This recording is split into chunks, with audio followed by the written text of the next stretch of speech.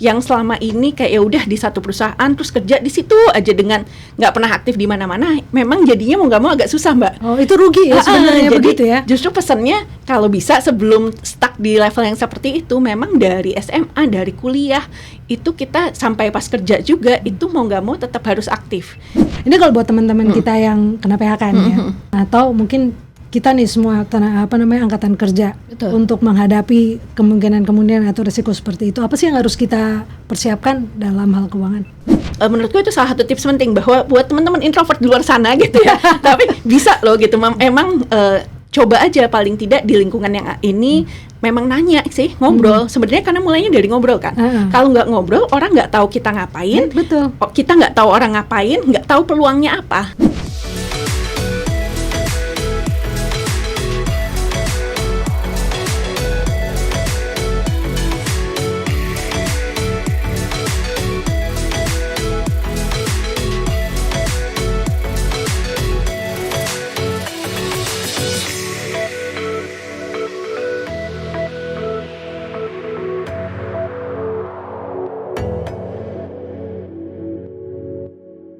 Halo teman-teman Indonesia Produktif, selalu semangat untuk tetap produktif, inovatif, dan giat.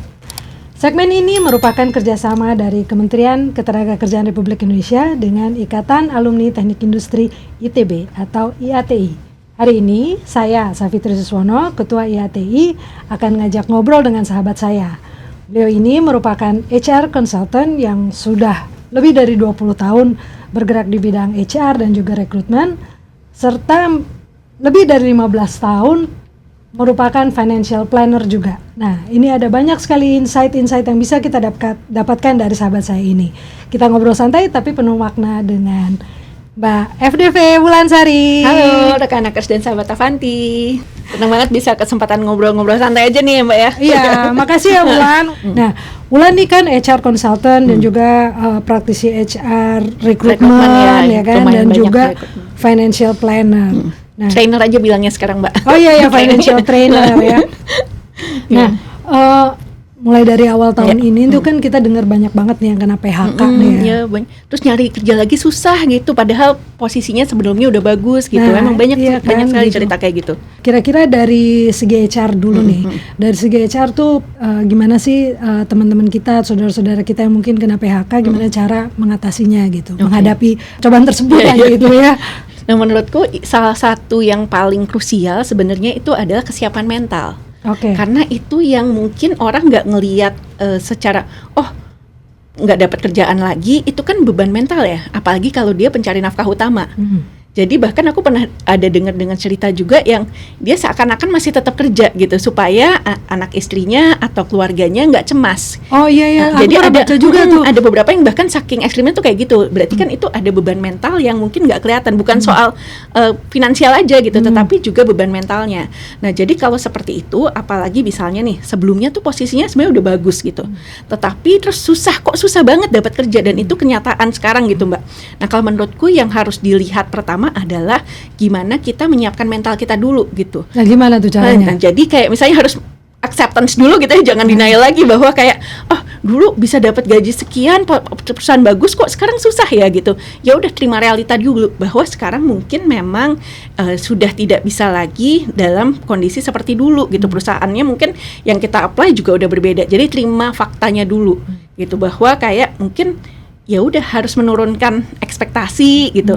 Setelah itu di sisi lain tetap upgrading skill. Jadi jangan sampai di jeda karir itu gitu ya, misalnya sambil lagi nyari kerja ini benar-benar kosong gitu. Tetapi ya memang harus diisi, misalnya ambil side hustle kecil-kecilan gitu ya, konsultan yang mungkin bayarnya nggak terlalu gede tapi paling tidak ada pemasukan lah sama ada aktivitas. Supaya apa? Supaya nanti saat daftar kerja lagi atau pas interview atau apapun, saat career break ini kan biasanya ditanya nih kalau ada jeda gitu kan, kenapa kok kosong gitu, kenapa belum dapat kerja lagi. Kalau memang ditanya gitu ya nggak apa-apa, jujur aja. Ya memang kemarin PHK, tapi selama misalnya sekian bulan ini atau bahkan ada loh yang sampai setahun atau lebih belum dapat lagi, apa yang saya lakukan untuk mengisinya gitu, hal-hal produktifnya seperti apa. Jadi itu jadi penting sih menurutku. Jadi satu yang mental dulu, yang kedua ya isi waktunya dengan hal yang produktif terkait peningkatan skill gitu.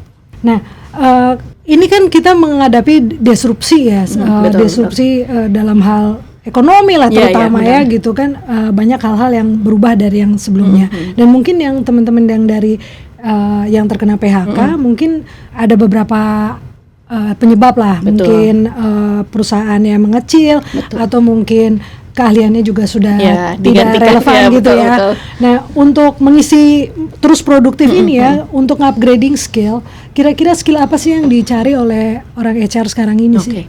Sebenarnya mungkin not per se skill teknis gitu ya Mbak ya, karena kan kalau teknis mungkin beda-beda banget tergantung bidang kerjanya Ya, gitu ya. bidang industri, Tapi kalau soft skillnya atau apa ya, karakter yang dicari biasa sebenarnya nih kalau menurutku di zaman yang penuh disrupsi kayak gini adalah skill adaptasi. Jadi dia memang harus bisa adaptable. Nah ini kan yang kadang susah yang dibilang generasi-generasi, mungkin kita dan di atas kita gitu ya, banyak yang kayak udah stuck sama satu cara melakukan, terus kayak susah mau belajar hal baru gitu. Nah itu menurutku salah satu skill yang kita harus benar-benar mau membuka wawasan, mau belajar lagi gitu. Termasuk ini kemarin juga di salah satu podcast kan juga ngomongin AI gitu ya. Iya. Nah ini kadang-kadang teman-temanku sendiri gitu ya, banyak yang memang udah jago-jago, pinter-pinter, tapi pemanfaatan AI-nya tuh masih belum mau ke sana gitu kan. Enggak, ngapain sih gitu. Maksudnya kayak kadang-kadang kita malah kayak gini, kalau generasi yang muda-muda kayak terlalu banyak pakai AI, kita kayak terlalu alergi gitu. Karena ngerasa kan bisa mikir sendiri gitu. Masa pakai AI sih gitu. Nah, ini aku ada pengalaman nih beberapa bulan terakhir ini handle tim project gitu ya. Nah, di situ nge-handle teman-teman yang banyak yang udah lama karir break. Nah, di situ yang aku lakukan pertama untuk meningkatkan semangat mereka, ya satu confidence-nya dulu. Terus habis itu emang aku ajarin nunjukin gitu. Ini loh cara pakai AI-nya tapi tetap mikir. Jadi AI itu bisa bantu kita ya, sesimpel AI yang cuma kayak ChatGPT atau Gemini kayak gitu ya. Itu untuk bikin kerangka, tapi habis itu ya di-review lagi, dilihat lagi. Nah, jadi dengan memanfaatkan kayak gitu mereka jadi sadar, wah Mbak, aku nggak kebayang ternyata bisa ngebantu banget ya gitu. Jadi kerjaan yang tadinya dia pikir bakal ribet banget, ternyata bisa lebih praktis. Asal tahu cara penggunaannya, kita tetap mikir tapi kebantu. Jadi AI itu aku manfaatin mereka jadi kayak punya asisten lah gitu, asisten magang yang kita kasih instruction, dia bisa bantuin bikin kerangka atau apa, tapi tentunya kita harus nge-review gitu. Jadi salah satu hal yang paling penting itu bukan cuma yang terkena PHK ya, berarti Betul, ya kita betul. semua nih ya, angkatan kerja ya, salah satu adaptasi. skill yang paling penting itu adalah adaptasi. Betul. Atau mungkin dalam konteks ini adalah kemampuan untuk terus belajar. Iya, adaptasi dan itu mau belajar hal baru, jangan stuck sama ya old ways of thinking gitu, harus mau gitu. Jadi disebutkan bahwa we have to have a courage to learn, betul. but we also have to have courage to unlearn. Ya, betul. Jadi mungkin hal-hal yang dulu kita kita pikir lakukan ini udah benar, kita harus punya keberanian untuk unlearn, bahwa menerima bahwa ini mungkin udah nggak efektif lagi, udah nggak produktif lagi, ada cara baru yang lebih baik. Nah itu yang kadang agak susah ya kalau udah usia berapa, 40-an gitu mungkin, atau bahkan mungkin mid-30s gitu.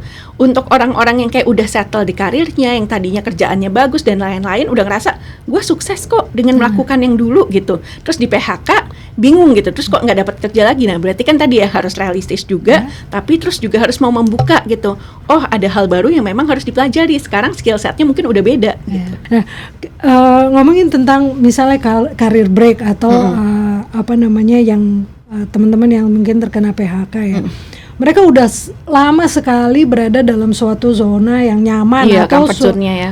Terus mungkin di suatu perusahaan udah 10 tahun, 20 tahun gitu ya. Networknya kan terbatas ya, gitu-gitu aja. Sedangkan untuk mencari peluang baru atau pekerjaan baru, itu kan kita sebenarnya perlu network baru. Betul, kan jejaringnya harus lebih luas lah ya gitu ya. Nah itu gimana ya caranya kira-kira? Nah kalau ini gampang-gampang susah gampang gitu ya. Masih karena gak bisa instan kan jejaring itu kan Mbak. Iya kan? Nah ini aku dari pengalaman pribadi sendiri gitu, selain pekerjaan pertama di multinational company yang memang apply pas di karir day di kampus gitu ya. Setelah itu tuh aku biasanya ditawarin kerjaan. Jadi hampir nggak pernah apply resmi lagi tuh, kayaknya udah enggak gitu. Tapi kayak lo lagi lowong ya, maksudnya kayak lagi nggak ada kerjaan full time ya, bantuin dong di sini dong. Jadi kan aku udah 15 tahun project based gitu ya, freelance dan lain-lain. Tapi alhamdulillah ada aja kerjaan.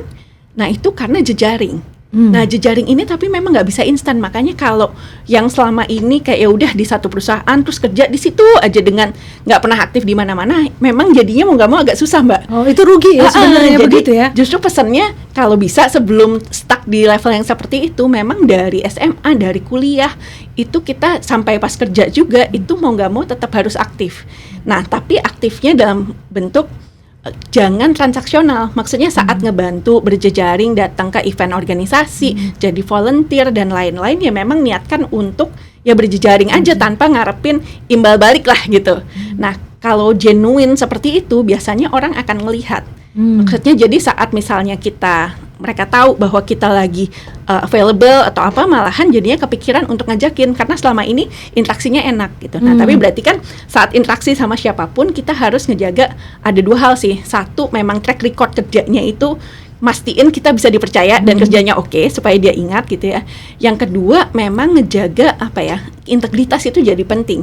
Mungkin awalnya tadi pro bono atau mungkin bayarnya sekadarnya gitu, tapi kan lama-lama juga bisa jadi membuka peluang-peluang baru. Dan kalau itu sih aku ngalamin banget gitu ya selama 15 tahunan ini project base, ya itu alhamdulillah selalu ada aja, dan itu kebanyakan dari orang-orang yang ngelihat dari dulu zaman kuliah atau bahkan SMA gitu. Jadi networking itu sangat penting buat teman-teman yang masih SMA atau kuliah.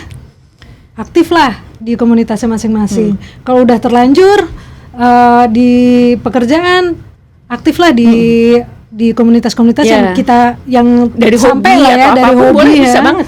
Yang awalnya mungkin nggak kebayang, tahu-tahu membuka pintu-pintu baru. Nah itu, ini aku sebenarnya juga mau nanya balik gitu ke Mbak Fitri, kan kita ngobrol ya gitu. Nah yang Mbak Fitri kan di IATI itu memang sekarang jadi aktif banget nih gitu ya. Menurutku ikatan alumni secara umum di berbagai universitas gitu ya, nggak cuma di ITB aja, kayaknya biasanya hanya segelintir orang yang aktif gitu, banyak yang nggak ngerasain. Tapi menurutku IATI ITB ini termasuk salah satu yang sangat aktif akhir-akhir ini gitu ya, beberapa tahun belakangan lah. Nah mungkin tipsnya apa Mbak? Maksudnya kenapa mau bikin itu aktif? Karena menurutku memang ini jadinya kerasa banget sih, mulai kerasa manfaatnya, orang-orang jadi lebih aktif. Tapi kalau dari Mbak Fitri sendiri, kira-kira kenapa bikin ini aktif? Dan mungkin kalau soal jejaring nih kan jagonya nih sebenarnya Mbak Fitri gitu ya. Nah itu mungkin ada tips-tips sekalian nih buat teman-teman rekan Akas dan sahabat Avanti. Oke, makasih Ulan. Jadi menurut saya ya, suatu komunitas yang memiliki suatu kesamaan, apakah itu kesamaan alma mater atau kesamaan hobi, itu kan tingkat kecairannya atau dinamikanya kan beda ya. Kita bersamaan alma mater, padahal kita bisa cair dengan anak-anak yang 20 tahun, 20 tahun lebih muda dari kita, atau bahkan 20 tahun lebih tua dari di kita. kantor posisinya hierarkikalnya seperti apa, tapi pas di organisasi bisa cair jadi gitu cair ya. Gitu benar-benar. Jadi emang kalau aku nih sebenarnya kan agak introvert gitu ya Mbak sebenarnya. Masa sih? Gitu. Jadi orang nggak percaya gitu, nggak percaya gitu. Bahkan sahabatku sendiri bilang nggak percaya. Tapi ngaku-ngaku aja kayak. Pas dites seperti itu gitu, karena orang kayak nggak mungkin ya. Tapi sebenarnya dari sisi aku tuh kalau dulu nih kalau ketemuan, biasanya kalau udah kenal dekat bisa ngobrol rame, tapi kalau belum kenal itu tergantung mood banget, aku akan approach dia atau enggak untuk ngobrol. Nah tapi sekarang semakin semakin usia bertambah lah ya, makin tahu pentingnya untuk berjejaring dan lain-lain. Jadi kalau di acara yang aku nggak kenal pun, aku akan memaksa diri untuk keluar dari comfort zone, untuk nyapa, nanya aktif apa segala macam. Kalau dulu tuh aku nggak sebenarnya. Jadi menurutku itu salah satu tips penting, bahwa buat teman-teman introvert di luar sana gitu ya, tapi bisa loh gitu, emang coba aja paling tidak di lingkungan yang ini memang nanya sih, ngobrol. Sebenarnya karena mulainya dari ngobrol kan. Kalau nggak ngobrol, orang nggak tahu kita ngapain. Kita nggak tahu orang ngapain, nggak tahu peluangnya apa. Betul. Jadi mulainya memang dari ngobrol yang mungkin buat ekstrovert nggak susah, buat introvert itu nggak gampang gitu sebenarnya. Gitu. Nah, saya juga dapat banyak feedback dari teman-teman, dari senior-senior dan juga dari junior-junior, bahwa mereka mendapatkan manfaat dari itu. Karena ketemu ya, dari dipertemukan gitu ya. Dan itu balik ke saya jadi energi yang luar biasa. Oh ternyata ini bagus ya gitu, banyak orang yang merasakan manfaat. Jadi saya terusin aja, lanjutin. Karena di asosiasi seperti ini kan, ini sifatnya ikatan alumni ya, Iya, keluarga cair, betul. cair dan pro bono semua. Betul, gitu iya, kan. iya. Jadi semua pro bono itu artinya sukarela. Iya. Nah, saya menerjemahkan sukarela itu adalah suka dulu baru rela. Oke, gitu kan. benar-benar harus emang enjoy gitu, emang senang gitu harus ya. senang. Ya. Intinya dari networking itu sebenarnya adalah jangan pernah transaksional ya. Betul. Harus tulus ya, karena Iya. orang ngerasa tuh Iya, ya. kerasa. Orang kerasa. Nah, Sama ini Mbak, mungkin nambahin sedikit. Kalau untuk konteksnya layoff ataupun resign atau apapun, don't burn the bridge. Jangan pisah dengan masalah. Jadi kalau bisa mau resign, mau PHK, hubungan kita jaga tetap baik. Kenapa? Karena kita nggak tahu nanti mantan bos kita, mantan peers kita di perusahaan lama. Siapa tahu kalau kita pisahnya baik-baik, nanti malah ngajak lagi. Itu banyak banget kejadian. Banyak banget mantan bos kejadian. ngajak ke tempat lain atau tempat apa lain, gitu. Jadi jangan karena di PHK terus jadinya kayak udahlah kerja seenaknya di sisa waktu, atau kayak malah marah-marah atau protes yang tidak berdasar gitu. atau kalau gitu. buat anak sekarang jangan posting-posting Oh, perusahaan. ya, ngejelekin, ngejelekin Betul, perusahaan jangan lain, banget gitu, jangan benar. pernah. Itu jejak digital. Iya, Ya, jejak susah digital, nanti hati-hati, pasti cari kerjaan lagi akan pasti susah. Betul. Itu hati-hati ya. Dan bahkan ngomong mungkin nggak di digital pun, tapi ngomong kalau ngejelekin jangan Kadang salah. nyampe. Komunitas HR itu juga nggak luas-luas banget ya. Maksudnya kalau di perusahaan yang apalagi satu industri itu mereka saling ngomong loh gitu. Jadi sebenarnya selain skill set ya, apa sih yang HR lihat nih ya pada saat dia rekrut? Coba 3 deh hal yang paling penting buat HR pada saat dia wawancara orang. Oke, kalau wawancara aku kan kebanyakan kalau dari dulu tuh banyaknya yang fresh graduate, maksudnya posisi-posisi awal gitu ya. Nah, tapi kalau untuk mid career biasanya aku akan melihat ya tadi itu satu tetap aja kayak adaptabilitas dia gitu seperti apa gitu ya. Terus juga tentunya proven track record dari sebelumnya. Jadi bukan cuma dia ngelakuin apa, tapi kontribusi signifikannya apa sih? Ada sesuatu yang berubah nggak? Ada misalnya dia implement sistem yang baru kah? Atau misalnya ada result yang memang signifikan berubah kah? Atau apa? Jadi memang pengen ngelihat jejak nyatanya gitu, perubahannya seperti apa. Terus yang ketiga, kalau ini posisi leadership, tentunya mau tahu dong dia udah pernah handle tim sebesar apa, baik secara formal ataupun informal. Kemudian juga mungkin dia ngehandle anak buahnya kayak gimana, hubungannya seperti apa, stylenya seperti apa gitu. Nah itu mungkin akan ditanya lebih lanjut. Jadi memang tergantung posisinya kalau skill teknis, tapi kalau dari ini balik lagi tadi adaptasi dia seperti apa, kemudian juga ya tentunya problem solving dan lain-lain. Kemudian abis itu ya tadi itu mau ngelihat apakah dia punya proven track record apa enggak, sama leadershipnya bagaimana gitu. Oke, nah kalau dari segi leadership itu nggak semata-mata dari segi technical skill Betul. tapi lebih ke ahli orang kalau menurut saya. Iya. Kita harus ngerti bagaimana mengarahkan orang, apa yang menurut dia penting gitu kan, gimana mengumpulkan energi mereka untuk mencapai suatu bersama gitu ya. Benar. Ya mungkin malah Mbak Fitri nih bisa cerita banyak juga gitu ya, karena karena kan banyak orang yang leadership itu tuh kayak takut anak buahnya lebih pintar gitu kan dari dia gitu. Nah tapi kalau aku ngelihat gitu dari interaksi selama ini sama Mbak Fitri, itu kan kayaknya pengen berusaha supaya timnya tuh ya memang semangat kerja, bisa performa yang terbaik. Dan ya itu maksudnya nggak khawatir kalau misalnya tim di bawah memang berkembang lebih baik, ya alhamdulillah gitu kan. Nah mungkin justru ada tipsnya nggak Mbak? Oh iya, kalau menurut saya tuh saya ngelihat seorang leader itu ahli orang. Kita harus bisa memunculkan potensi yang terbaik dari tim kita. Banyak ngobrol juga nggak sih berarti, atau gimana tuh maksudnya untuk sama timnya? Kalau ngobrol tuh supaya untuk nyamain visi dan nyamain energi ya kalau saya tuh. Nah, vibe-nya ini ya, vibe-nya sama gitu. Satu frekuensi gitu. Iya, nah saya pengen mereka pintar dan mereka punya energi sendiri, dia punya cara sendiri, nggak apa-apa. Kalau semuanya saya kan jadi saya yang banyak kerja kan. Tim saya. Apa gunanya itu punya tim? Oke. Tapi itu memang ada satu tuh, leadernya harus bisa menerima ya kalau timnya lebih pintar dari mereka. Menurut saya sih nggak apa-apa ya, karena kalau saya ngelihat seorang leader itu benar apa enggak, itu adalah saya lihat anak buahnya. Sama seperti kalau kita ngelihat orang tua, kita mau ngelihat orang tua tuh kayak gimana sebagai orang tua gitu ya. Orang tua, ya kita lihat anaknya kan gitu ya. Jadi itu sih nggak apa-apa. Menurut saya itu kalau anak buah tuh lebih pintar dari kita, itu bukan berarti bukti kesuksesan juga gitu ya. Iya, kalau menurut saya gitu. Nah, ini kalau buat teman-teman kita yang kena PHK nih ya. Ini kan kadang-kadang ya memang ada musibah-musibah seperti itu yang nggak bisa kita hindari ya.